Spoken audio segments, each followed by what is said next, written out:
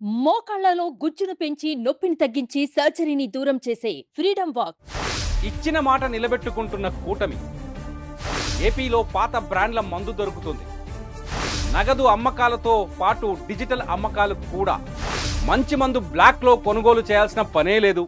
150 రూపాయల మందివు, 200 రూపాయల సీసా ఇవ్వు అని అడిగే రోజులు పోయాయి. గర్వంగా పాత బ్రాండ్ల పేరు అడిగి మరీ మద్యం కొనుగోలు చేయవచ్చు. కొత్త కొత్త పేర్లకు ఇంకా తిలోదకాలు ఇచ్చేయవచ్చు. ఇదంతా ఎందుకంటారా? ఏపీలో ప్రభుత్వం మారింది. చెత్త పిచ్చి మందులకు కాలం చెల్లింది. దీంతో మందుబాబులకు ప్రభుత్వం గుడ్ న్యూస్ చెప్పేందుకు సిద్ధమైంది. ఈ నెల 12న చంద్రబాబు ముఖ్యమంత్రిగా ప్రమాణ స్వీకారం చేయనున్నారు. ఆ వెంటనే జగన్ ప్రభుత్వంలో తీవ్ర విమర్శలకు కారణమైన లిక్కర్ పాలసీ రద్దుకు సిద్ధమవుతుంది కొత్త ప్రభుత్వం. అదే సమయంలో ప్రస్తుతం ఇబ్బందికరంగా మారిన మద్యం అమ్మక విధానం రద్దు చేస్తూ కొత్త పాలసీ ప్రకటించనున్నారు. దీంతో పాటుగా పాత బ్రాండ్ మద్యం అమ్మకాల ప్రారంభానికి రంగం సిద్ధమవుతోంది. ప్రస్తుత లిక్కర్ పాలసీ పైన పెద్ద ఎత్తున అవినీతి ఆరోపణలున్నాయి. నాసిరకం మద్యం అధిక ధరలకు విక్రయిస్తున్నారంటూ మందుబాబుల్లో ఆగ్రహం ఉంది. గతంలో తాము తీసుకునే బ్రాండ్లు అందుబాటులో లేకపోవడంతో మందుబాబులు అనేక ఇబ్బందులు పడ్డారు.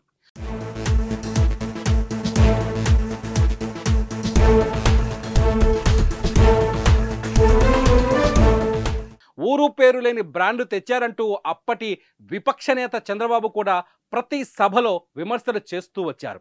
ఇటీవల జరిగిన సార్వత్రిక ఎన్నికల్లో వైసీపీ ఘోర పరాజయానికి ఇదే ప్రథమ కారణమని విశ్లేషకులు కూడా చెబుతున్నారు. తాము అధికారంలోకి రాగానే అన్ని నాణ్యత కలిగిన బ్రాండ్లను మాత్రమే అందుబాటులో ఉంచుతామని ప్రతి సభలో చంద్రబాబు ప్రజలకు హామీ ఇచ్చారు. ఏపీలో మద్యం దుకాణాలు ప్రభుత్వం ఆధ్వర్యంలో నడుపుతున్నారు. కొత్త ప్రభుత్వం ఈ విధానం రద్దు చేసి తిరిగి ఆక్షన్ ద్వారా బార్లు, మద్యం దుకాణాలు కేటాయించాలని నిర్ణయించినట్లు తెలుస్తోంది. దీనివల్ల మద్యం ద్వారా వచ్చే ఆదాయం భారీగా పెరుగుతుందని ప్రభుత్వం భావిస్తుంది. ఇందుకు సంబంధించిన కసరత్తులు ఇప్పటికే ఎక్సైజ్ శాఖ ఉన్నతాధికారులు ప్రారంభించినట్టు సమాచారం.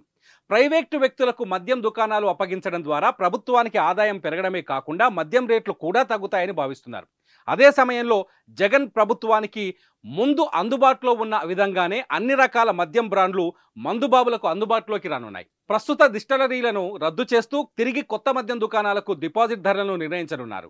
గతంలో అమలు చేసిన మద్యం విధానం పైన ఆరోపణలు ఉండటంతో విచారణ చేయించే అవకాశం కూడా ఉందని తెలుస్తోంది. అయితే కొత్త ప్రభుత్వం వస్తూనే పాత మద్యం బ్రాండ్లను అందుబాటులోకి తీసుకురావడంతో మందుబాబులకు మాత్రం రిలీఫ్ దక్కనుంది.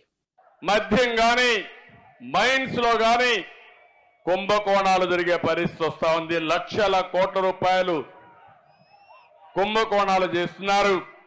ఈ పేదవాడి రక్తాన్ని మా తమ్ముడు తీసుకొచ్చాడు క్వార్టర్ బాటిల్.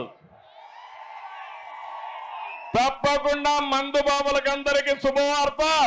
రేట్లు తగ్గిస్తా నాణ్యమైనటువంటి మద్యం వస్తుంది. మీ జీవితాలతో ఆడుకోను.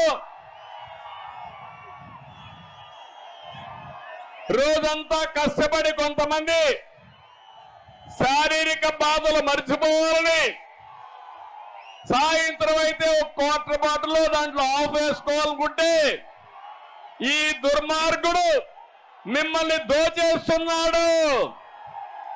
జలగా మరగా మీ రక్తం తాగుతున్నాడు.